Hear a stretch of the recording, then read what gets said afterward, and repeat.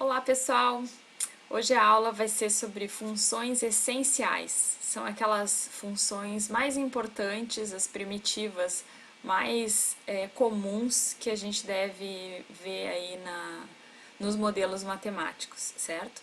É importante a gente conhecê-las para que depois a gente possa estudar funções mais complicadas, mais complexas, que nada mais são do que a combinação dessas funções essenciais, certo? Espero que vocês aproveitem. Então, pessoal, essa segunda parte da aula de funções, a gente vai dividir aqui nesses seguintes tópicos. Vou falar um pouquinho o que é um modelo matemático, né, para vocês entenderem o porquê da gente estar estudando essas funções, os modelos empíricos e as funções essenciais. As principais funções, aquelas mais comuns, mais corriqueiras, que são os modelos lineares, os polinômios, funções potência, racionais, algébricas, trigonométricas, exponenciais e funções logarítmicas. Então vamos definir, pessoal, o que é um modelo matemático? Modelo nada mais é do que a descrição matemática de um fenômeno do mundo real. Por exemplo, o tamanho de uma população, a demanda por um produto, a velocidade de um objeto caindo e por aí vai. A gente pode citar aqui milhares e milhares de exemplos dentro das mais diversas áreas de estudo, dentro da área da saúde, administração, da economia, da engenharia e por aí vai, da física, né? E a ideia é que, a partir de um modelo matemático, a gente consiga, então, descrever um fenômeno e consiga estudá-lo, fazer previsões a partir desse modelo. Então, a matemática, como a gente já comentou em outras aulas, ela é uma linguagem, certo? Que foi criada por nós, seres humanos, para descrever alguns fenômenos e nos ajudar. Então ela veio para simplificar a nossa vida, ao contrário do que muita gente pensa, ela não veio para dificultar, ela veio para simplificar essa nossa vida. Bom, e esses modelos matemáticos, como a gente vem comentando, eles são formulados a partir de equações ou elas podem ser formulados ainda a partir de alguns dados reais, dados coletados, dados observados da natureza, enfim, de um processo de produção. E esses dados vão nos ajudar a gerar um modelo, certo? Esse tipo de modelo a gente chama de modelo empírico, que são aqueles modelos que são gerados a partir de dados, né? A partir de dados observados, enfim, coletados de um determinado fenômeno.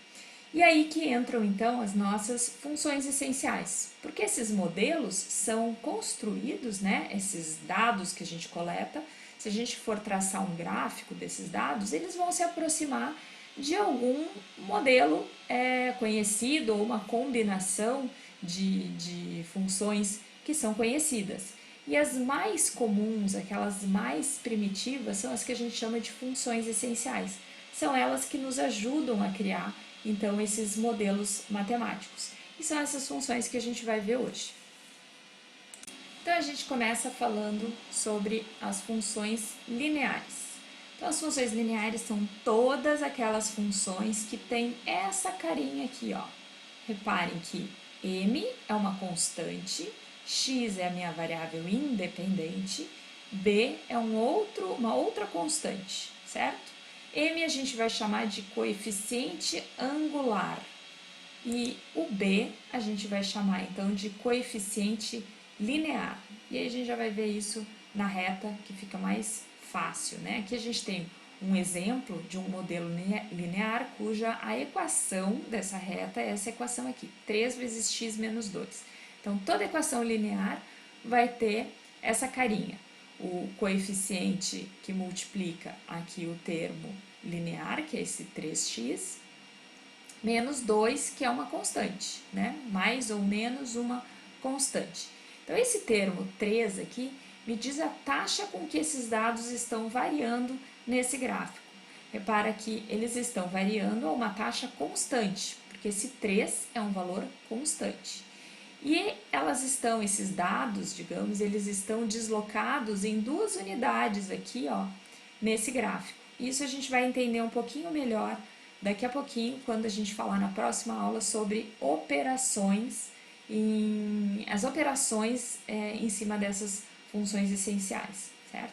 Então, se a gente quiser desenhar um gráfico dessa função linear, uma das formas é coletar alguns valores para essa minha variável independente, o x, e calcular quem são as respectivas imagens para esses valores. Se a gente for traçar ponto a ponto, a gente vai ver que esses valores, esses pontos, percorrem, então, estão dispostos aqui sobre uma reta, certo?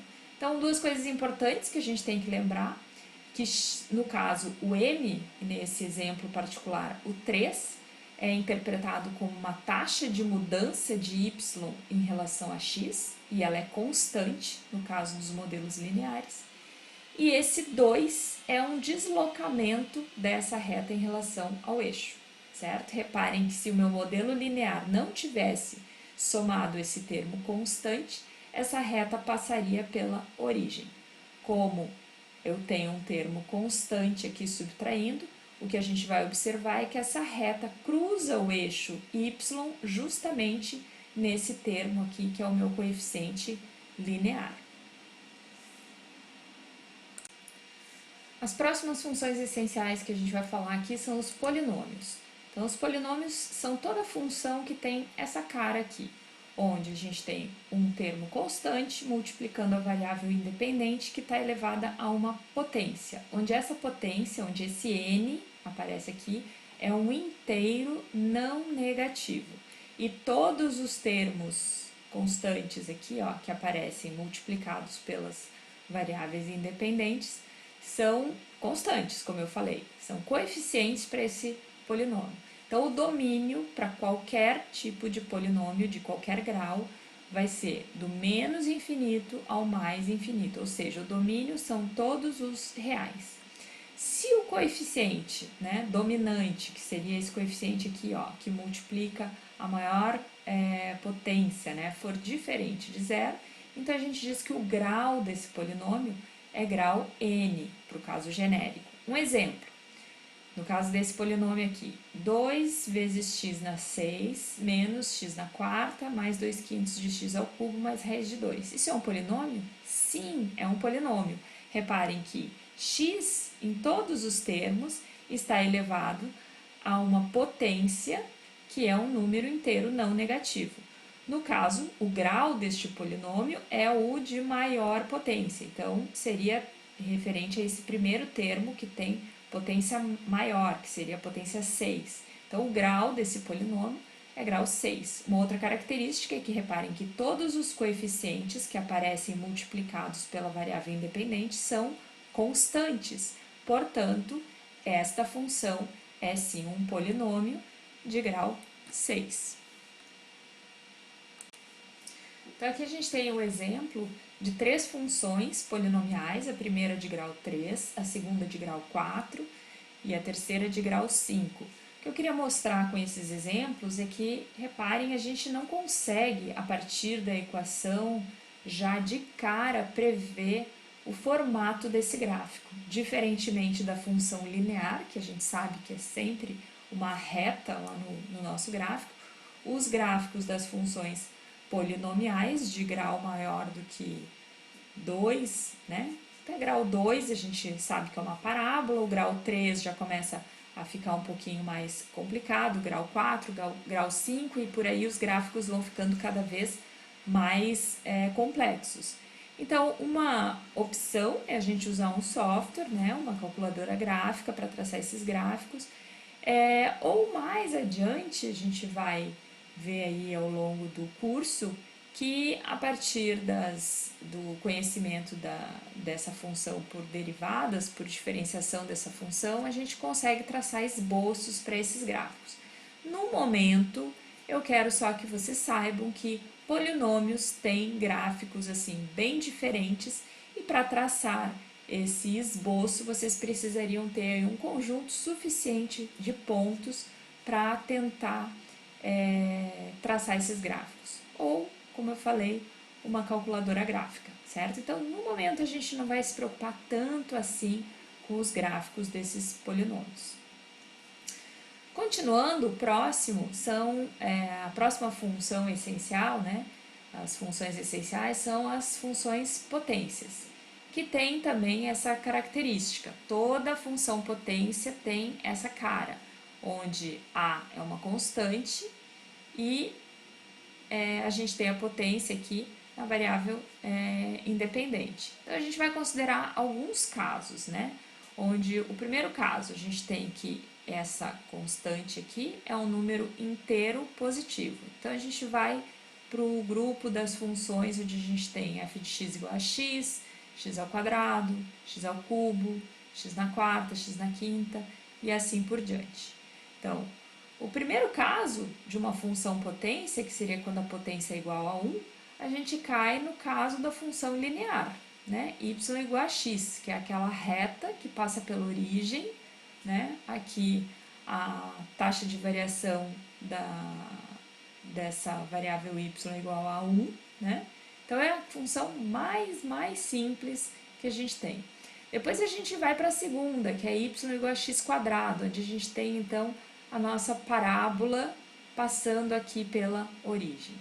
Se a gente aumentar essa potência, for para o x ao cubo, a gente vê que essa função, ela é, para o lado positivo, é muito parecida com a parábola. E para o negativo, ela vai para baixo do eixo dos x, né? Qualquer número negativo elevado a uma potência ímpar fica negativo. Então, reparem que o lado negativo para essa função, ele é todo para baixo do eixo dos x, ou seja, ele é negativo também. Então, se a gente imaginar aqui, olhando, ele é bem parecido com a função parábola, só que a parte negativa, ela caiu, ela espelhou em relação ao eixo do x. Depois a gente vai ver que o x na quarta começa a ficar bem parecido com o x ao quadrado. O que muda aqui? Muda que é uma curva um pouco mais achatada, né? Então, reparem que para x entre menos 1 e 1, a curva é bem mais achatada do que no caso de x quadrado. E quando passa de 1, quando x é maior do que 1, ela cresce bem mais rapidamente do que a função x quadrado. A mesma coisa aqui, né? Quando x é menor do que menos 1, a função decresce mais rapidamente. A função x na quinta também passa a ser quase uma réplica da x ao cubo. O que muda, né, é também um pouco o formato dessa curva, que também é mais achatada quando a gente está no domínio aqui de menos 1 a 1 e cresce mais rapidamente quando a gente está no domínio aqui para x maior do que 1. Então, a gente vai ver que esse padrão, ele se repete para x na sexta, a gente vai ver essa mesma curva cada vez mais achatada, para x na oitava, x na décima potência e assim por diante. Para todas as potências ímpares, a gente vai ter esse formato e o que vai mudar de uma potência para outra é esse achatamento da curva, certo? E aqui é legal porque a gente tem esses dois gráficos onde a gente agrupou todas as funções de potência par e aqui nesse segundo todas as funções de potência ímpar. Então é como eu falei, reparem que à medida que a potência aumenta, as curvas ficam mais achatadas no domínio entre menos 1 e 1 e elas passam a crescer mais rapidamente quando essas potências aumentam para o domínio de x maior do que 1 e decrescer mais rapidamente também quando a gente está no domínio aqui para x menor do que menos 1. O mesmo acontece para as potências ímpares, com a pequena diferença que no caso das potências ímpares, para valores negativos, a gente vai ter imagens negativas. A segunda situação é quando a gente tem funções, então, potências, onde a potência é um número racional, 1 sobre n, onde n é um inteiro positivo. Então, aqui a gente tem dois gráficos, dois exemplos, onde no primeiro essa potência ela é par e no segundo a potência ela é ímpar. Então, o primeiro caso aqui seria a função raiz de x. Essa raiz de x, o esboço para esse gráfico, é essa parábola aqui deitada, onde reparem que existe uma restrição para o domínio. A gente só tem valores aqui para essa função quando x é maior ou igual a zero. Né? A gente não tem, no caso de raiz quadrada de x, imagem para x menor do que zero. O mesmo vai acontecer para todas as famílias dessas funções, aonde aqui a potência for par. No caso de potências ímpares, raiz cúbica de x, x elevado a 1/5, a 1/7, a 1/9 e assim por diante, a gente tem sim valores associados para x negativo. Todo valor, toda a raiz cúbica, né, de x de valores negativos é também um número negativo. Portanto, nesses casos, quando a potência é ímpar, não existe restrição para esse domínio. O domínio aqui são todos os reais. E aí eu tracei aqui um gráfico, né, para mostrar para vocês as famílias dessas curvas. Então, a primeira delas aqui raiz de x, né, raiz quadrada de x.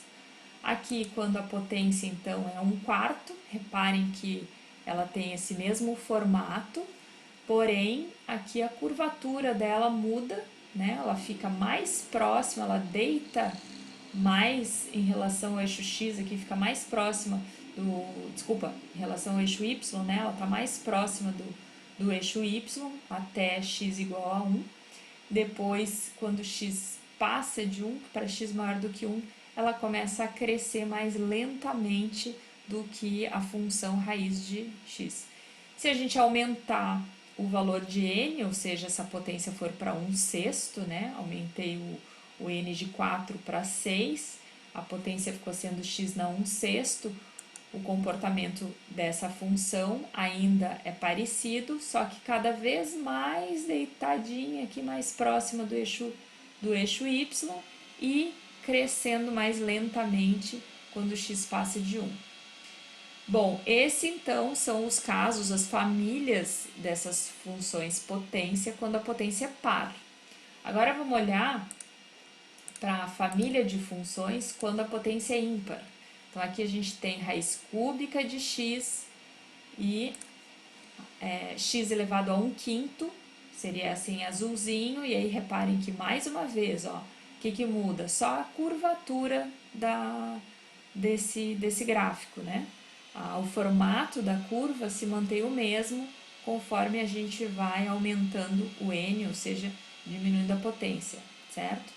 Então, o formato é sempre o mesmo. Aqui, uma outra curva, x na 1/7, e aí a gente percebe que aqui, mais uma vez, aumentando o valor do n, a curva fica cada vez mais próxima do eixo y e o crescimento passa a ser mais lento quando x é maior do que 1. O efeito contrário aparece aqui no caso, para x negativo, certo? Então, um detalhe importante, quando a potência é ímpar, a gente tem domínio aqui todos os reais. Quando as potências são pares, a gente tem o domínio aqui somente para x maior ou igual que zero. Um outro detalhe importante que a gente acabou não comentando é que essas funções, né, essas famílias de funções que a gente viu aqui, são funções inversas àquelas funções potência que a gente viu no caso I, no primeiro caso, que é quando a potência é um número inteiro positivo. Então, por exemplo, aqui, ó, no caso de y igual a x², a gente tem aqui a parábola, a gente tem o eixo x, o eixo y, a nossa parábola bonitinha aqui em relação aos eixos. Quando a gente tem raiz de x, essa parábola aparece deitada. Então, a gente observa aqui, se a gente isolar x nessa equação, o que eu tenho? X igual a y², que é o mesmo, reparem, ó, a semelhança entre essas duas funções. A gente diz que no caso elas são funções inversas, porque aqui ó, a gente nada mais fez do que trocou as posições de x e y, como se houvesse uma inversão dos eixos, certo? Então a gente diz que essas funções são inversas. A gente vai falar mais sobre elas mais adiante. E aí o último caso de funções potências é quando a gente tem o expoente aqui, a potência igual a -1. E aí a gente tem esse caso especial que são as hipérboles, né? A função hipérbole que cujo gráfico tem essa cara aqui. Reparem que x elevado a -1 nada mais é do que 1 sobre x. E esse gráfico, essa função, ela não está definida para x igual a zero. Então a gente obtém aqui duas curvas simétricas e no ponto x igual a zero a gente não tem definição para essa função, certo? Então esse é um caso especial aí das funções potências. No caso, o domínio para essa função de menos infinito a zero e de zero a mais infinito, com o intervalo aberto em zero. O próximo conjunto de funções são as racionais. Bom, as funções racionais, elas são definidas como a razão de dois polinômios. Quaisquer dois polinômios, quando divididos, geram então uma função que a gente vai chamar de função racional. E o domínio e a imagem dessas funções vai depender do tipo de polinômio que a gente tiver aqui no numerador e no denominador. Certo? Então, o domínio vai consistir sempre de todos os valores de x, tais que esse denominador seja diferente de zero. Um exemplo de uma função racional é essa função que está sendo mostrada aqui. Reparem que o denominador é dado por essa função, por essa parábola, né? x² menos 4. A gente sabe que essa parábola ela é uma função quadrática e que tem duas raízes, né? O x igual a mais ou menos 2. Então, justamente nessas duas raízes, que é onde essa função se anula, a gente não tem definição para essa função racional. Portanto, o domínio para essa função seriam todos os reais, com exceção desses dois valores para x igual a mais ou menos 2. Para se chegar nesse gráfico, vocês podem usar uma calculadora gráfica, né? Ou, como a gente vai ver mais adiante, existem alguns outros métodos para a gente esboçar esses gráficos. Por enquanto, a gente vai se preocupar somente com o domínio e a imagem dessas funções, certo? No caso, as funções algébricas são, então, todas as funções que podem ser construídas a partir de operação de funções polinomiais, ou seja, tudo que a gente constrói a partir de adição, subtração, multiplicação, divisão e extração de raízes aí a partir de polinômios, eu posso chamar de função algébrica. Então, seria aquele caso mais geral. E aí a gente tem alguns exemplos aqui, né? Eu tenho raiz de polinômio, aqui eu tenho aqui eu tenho um polinômio dividido por uma função linear, que nada mais é do que um polinômio de grau 1, mais a raiz de um polinômio de grau 1, aqui eu tenho o produto, né, de um polinômio com a raiz cúbica de um outro polinômio. Então, são exemplos de funções algébricas. O próximo conjunto de funções são as funções trigonométricas. A gente não vai se aprofundar tanto nessas funções trigonométricas, mas eu vou mostrar rapidamente aqui de onde essas funções saem. Bom, as funções trigonométricas, elas são funções angulares e que são bem importantes para a modelagem de fenômenos periódicos, certo? Elas podem ser definidas como razões de coordenadas de pontos no círculo unitário, onde eu já vou mostrar para vocês. De uma forma mais geral, né, elas podem ser definidas também como séries infinitas ou como soluções para certas equações diferenciais, portanto, elas são muito importantes, certo? Não só, né, para descrever esses fenômenos periódicos, mas também para, às vezes, aproximar funções a partir de séries e de séries infinitas. Então, olhando para esse círculo trigonométrico, ele é um círculo de raio 1, onde a gente tem, para cada pontinho aqui sobre esse círculo trigonométrico, a gente tem um ângulo associado. Então, para esse pontinho aqui, para esse primeiro pontinho aqui, eu tenho o ângulo 0 associado, que seria o ângulo que esse raio aqui do círculo, né, essa reta aqui, faz com o eixo X. E nesse eixo X, a gente vai então determinar os cossenos para esse ângulo. Então, conforme eu mudo a minha posição desse meu pontinho no círculo trigonométrico, vamos imaginar que eu estou aqui agora, eu vou ter para esse ponto um valor no eixo X associado, que é o valor do meu cosseno, e no eixo Y, que é o eixo vertical, eu vou ter um valor para o seno desse ângulo, certo? Os valores de tangente e cotangente, eles vão ser determinados a partir dessa reta aqui, que ela é esticada até esse outro eixo, que é um eixo, que é o definido para os valores da tangente, é um eixo que aparece tangente ao círculo trigonométrico, certo? E paralelo ao eixo Y. Então, nesse eixo aqui, ó, eu tenho os valores para tangente desse ângulo. Então, no caso, para o primeiro ângulo que a gente viu, para o 0, eu tenho que o cosseno desse ângulo 0 é justamente o tamanho do raio desse meu círculo trigonométrico, que é 1.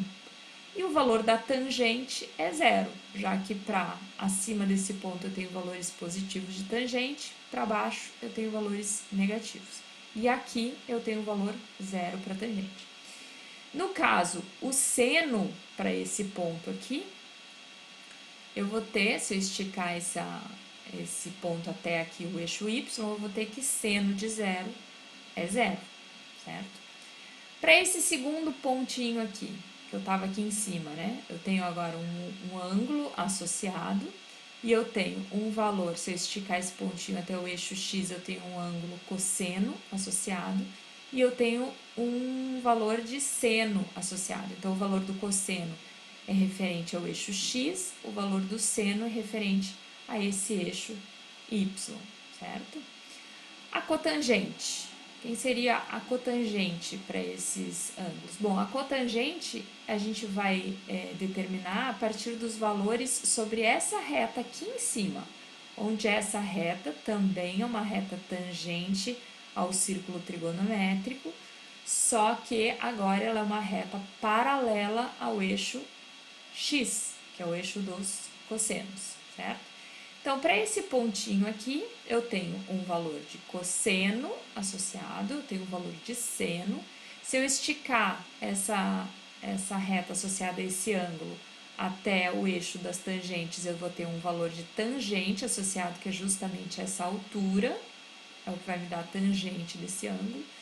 E o valor da cotangente, eu vou esticar, então, essa reta associada a esse ângulo até o eixo das cotangentes. E a cotangente, então, vai me dar, é dada, né, por essa medida aqui, ó, que vai desse pontinho, desse cruzamento aqui do eixo Y com o eixo da cotangente, até o ponto definido por esse ângulo, certo? A secante e a cossecante nada mais são do que essas medidas aqui, ó. Essa medida são essas hipotenusas aqui. A secante é essa medida que vai da origem do centro do círculo trigonométrico até o ponto que cruza aqui o eixo das tangentes, e a cossecante é essa medida que vai do centro do círculo trigonométrico até o ponto aqui onde cruza o eixo das cotangentes.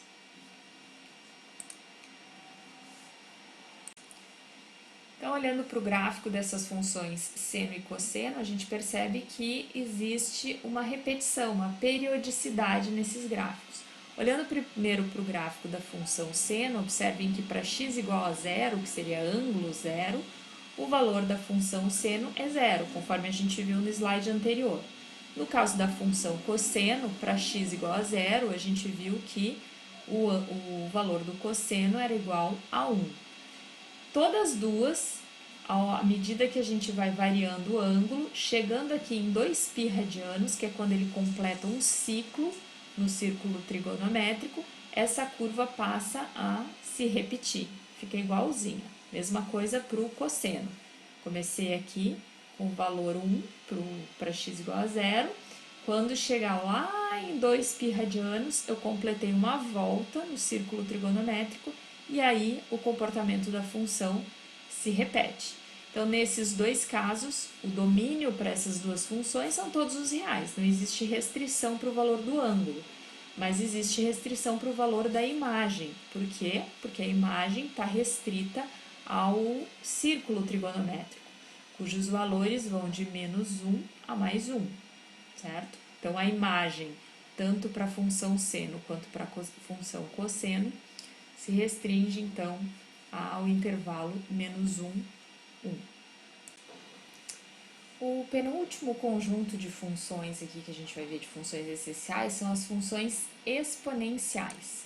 As funções exponenciais têm basicamente essa cara aqui, esse crescimento. Ela cresce bem rapidamente, por isso que a gente costuma dizer, cresce exponencialmente. Por quê? Porque uma função exponencial,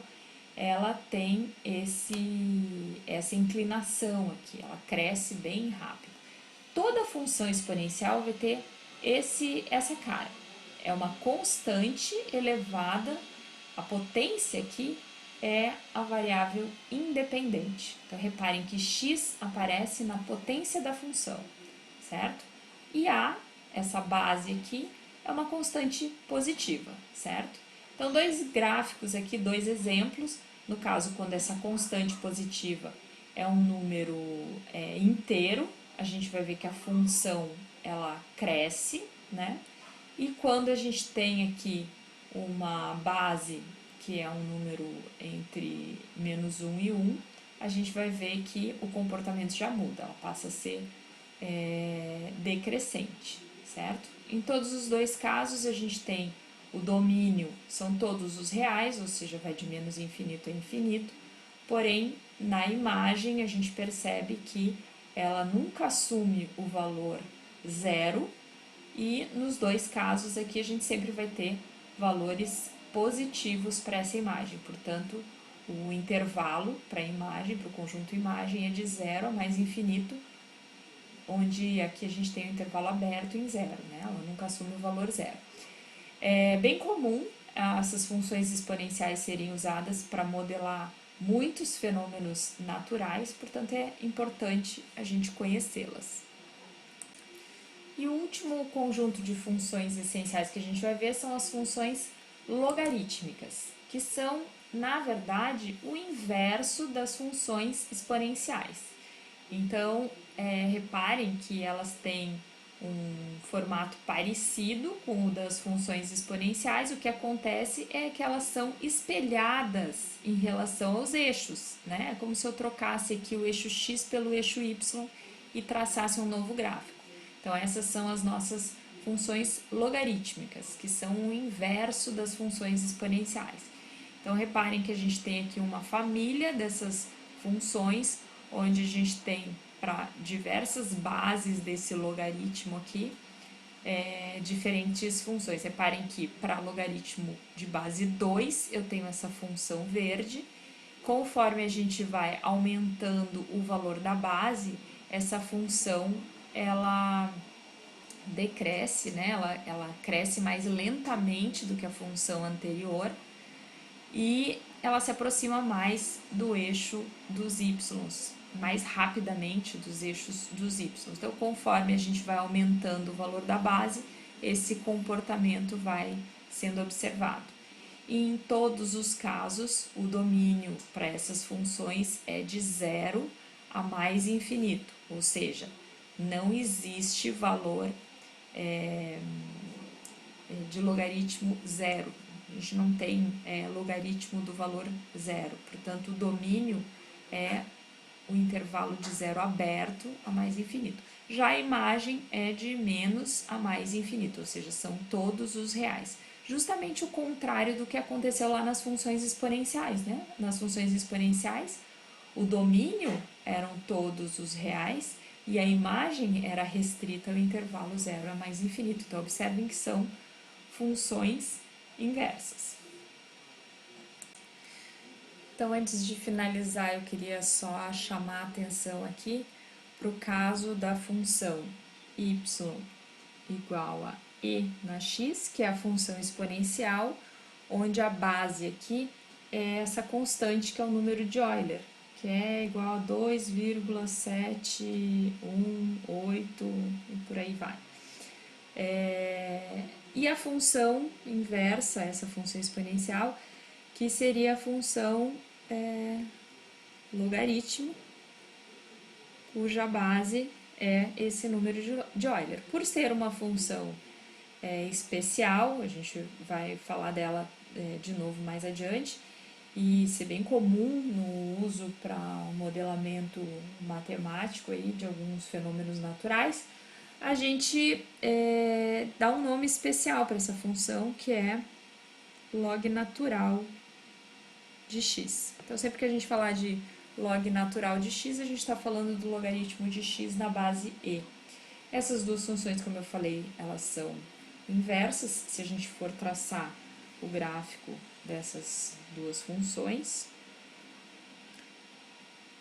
x e y, a gente tem aqui a função exponencial, mais ou menos aqui,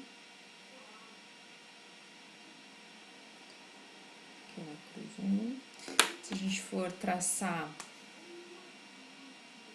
a reta y igual a x,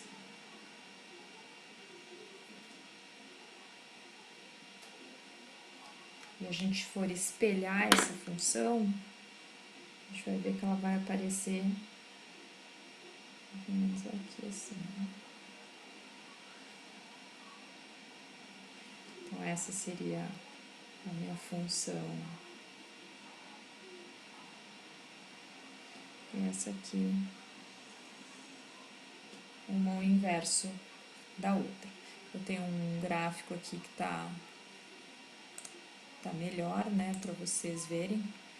Aqui a gente tem, vou mostrar só a função, essa seria só a função exponencial, essa seria só a função logaritmo, e a gente pode perceber, se eu traçar aqui a reta y igual a x, uma é o espelho da outra em relação a essa reta y igual a x. Imaginem que essa reta y igual a x é um espelho, né, que a gente tem aqui uma imagem da outra, certo?